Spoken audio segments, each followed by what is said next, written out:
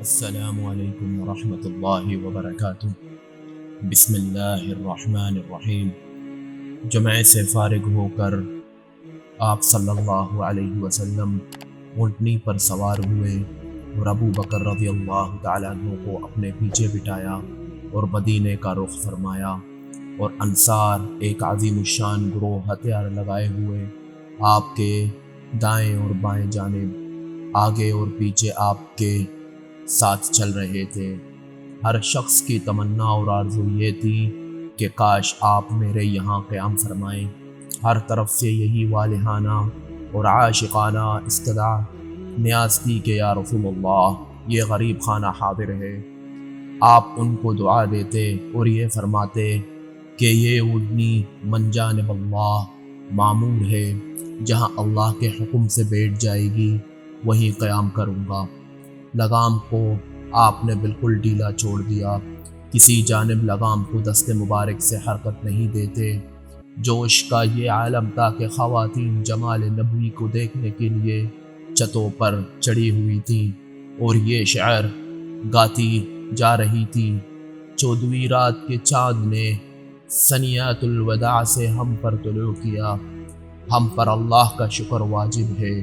جب تک اللہ کو کوئی پکارنے والا باقی ہے۔ اے وہ مبارک ذات کہ جو ہم میں پیغمبر بنا کر بھیجے گئے، اللہ تبارک و تعالیٰ کی طرف سے ایسے امور کو لے کر آئے ہوں جن کی اطاعت واجب ہے۔ اور بنی نجار کی لڑکیاں یہ شعر گاتی تھیں: ہم لڑکیاں ہیں بنی نجار کی، محمد صلی اللہ علیہ وسلم کیا ہی اچھے پڑوسی ہیں۔ اور فرت مسرت سے ہر بڑے چوٹی کی زبان پہ یہ الفاظ تھے: جاء نبی اللہ، جاء رسول اللہ، آئے اللہ کے نبی، آئے اللہ کے رسول۔ صحیح بخاری میں برا بن عازب رضی اللہ تعالیٰ عنہ سے منقول ہے کہ میں نے اہل مدینہ کو کسی چیز سے اتنا خوش ہوتے نہیں دیکھا جتنا کہ رسول اللہ صلی اللہ علیہ وسلم کی تشریف آوری سے خوشی ہوتے دیکھا۔ سنن ابی داؤد میں انس بن مالک رضی اللہ تعالیٰ عنہ سے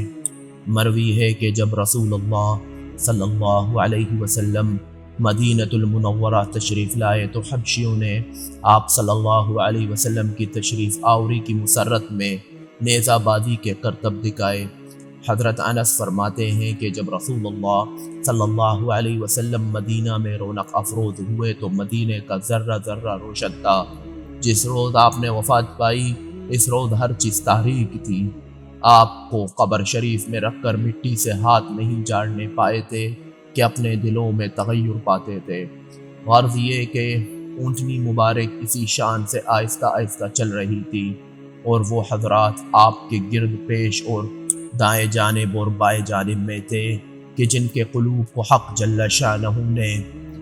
ازل سے اپنی اور اپنے رسول صلی اللہ علیہ وسلم کی محبت و عشق کے لیے مخصوص اور منتخب فرمایا تھا، اور اپنے ماسوا کے لیے ان کے دلوں میں جز لا یتجزا کی بقدر بھی کوئی گنجائش نہ چھوڑی تھی۔ صحابہ کرام رضی اللہ تعالی عنہم اجمعین بلا شبہ حقیقتاً ایسے ہی تھے۔ آپ چل رہے تھے اور ان محبین اور مخلصین کی نگاہیں فرش راہ بنی ہوئی تھیں۔ جو شخص اپنی شکفتگی اور وارفتگی اور جو عقیدت اور ولولا محبت میں اونٹنی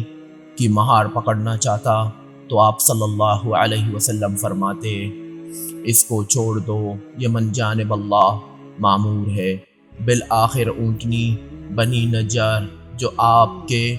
ننھیالی قرابت دار ہیں، میں خود بخود اس مقام پر بیٹھ گئی جہاں اس وقت مسجد نبوی کا دروازہ ہے، مگر آپ اونٹنی سے نہ اترے۔ کچھ دیر کے بعد اونٹنی اٹھی اور ابو ایوب انصاری رضی اللہ تعالیٰ عنہ کے دروازے پر بیٹھی، اور کچھ دیر کے بعد اٹھ کر پہلی جگہ پر آ کر بیٹھی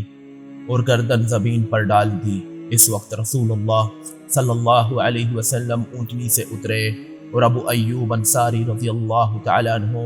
آپ کا سامان اٹھا کر اپنے گھر لے گئے۔ رسول اللہ صلی اللہ علیہ وسلم کا طبعی میلان بھی اسی طرف تھا کہ آپ بنی نجار ہی میں اترے جو آپ کے دادا عبد المطلب کے ماموں ہیں، اور اپنے نزول سے ان کو عزت اور شرف بخشیں، جیسا کہ صحیح مسلم کی روایت سے معلوم ہوتا ہے۔ لیکن حق جل شانہ نے آپ کی اس خواہش کو ایک معجزانہ طریق سے پورا فرمایا کہ اونٹنی کی لگام آپ کے دست مبارک سے چھڑا دی گئی کہ آپ اپنے ارادے اور اختیار سے کسی جانب لگام کو حرکت نہ دیں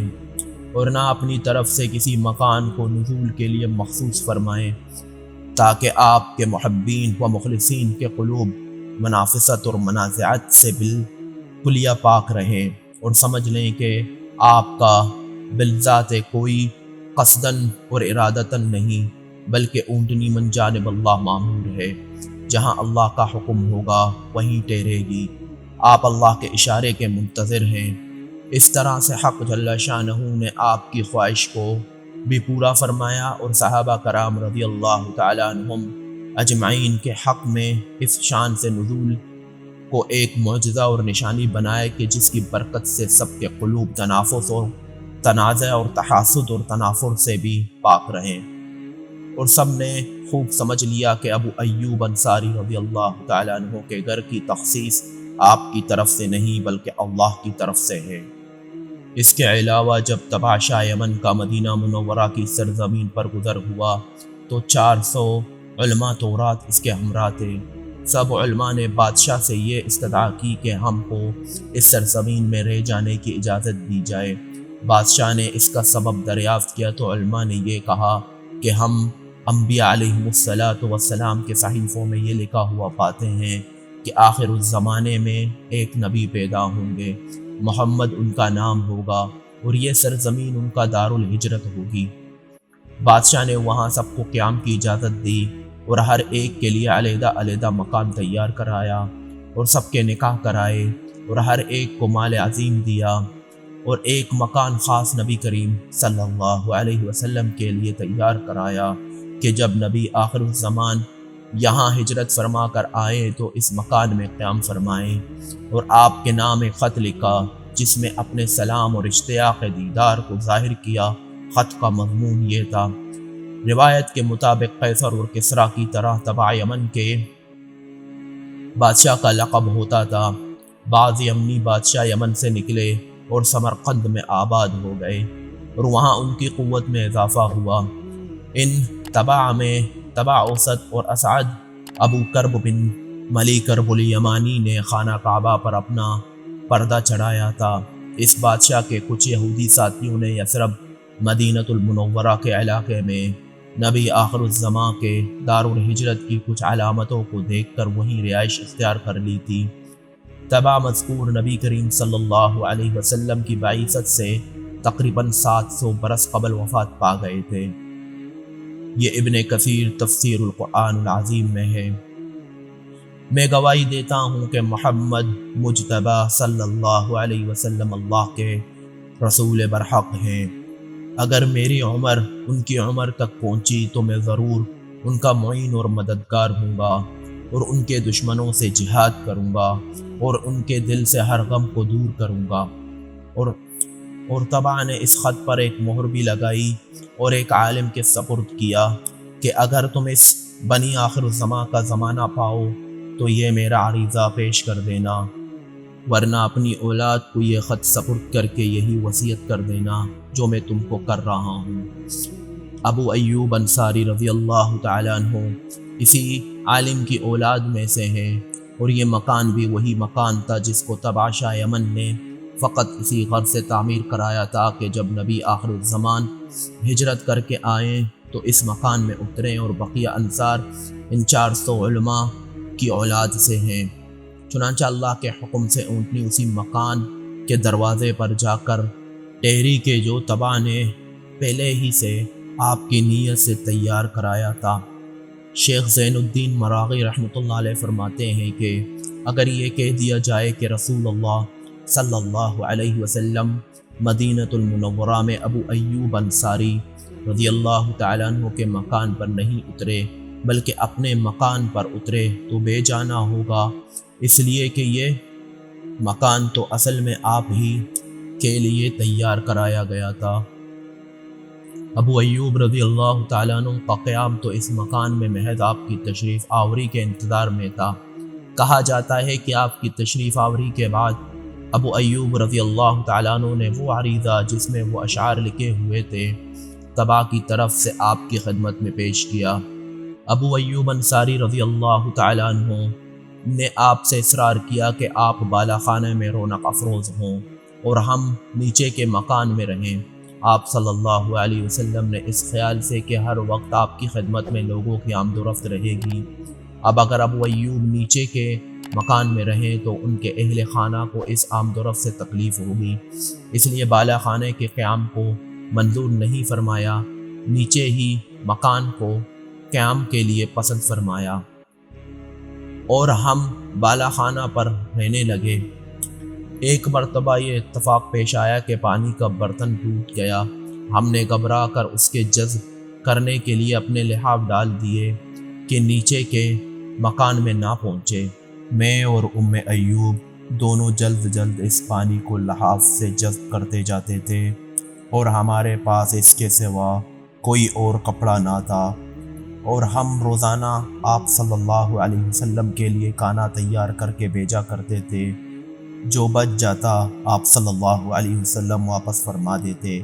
جہاں رسول اللہ صلی اللہ علیہ وسلم کی انگلیوں کا نشان دیکھتے،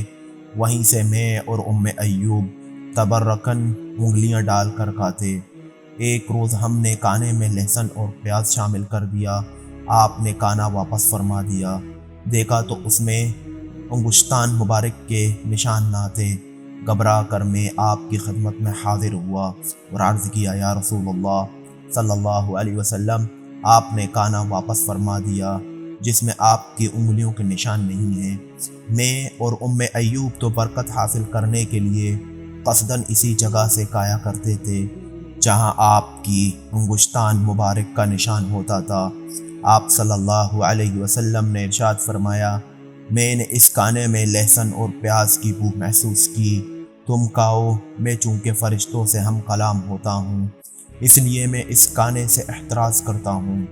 ابو ایوب فرماتے ہیں کہ اس کے بعد ہم نے کبھی بھی آپ کے کھانے میں لہسن اور پیاز شامل نہیں کیا۔ ملیں گے انشاءاللہ تبارک و تعالی اپنی اگلی ویڈیو میں۔ السلام علیکم ورحمۃ اللہ تعالی وبرکاتہ، فی امان اللہ۔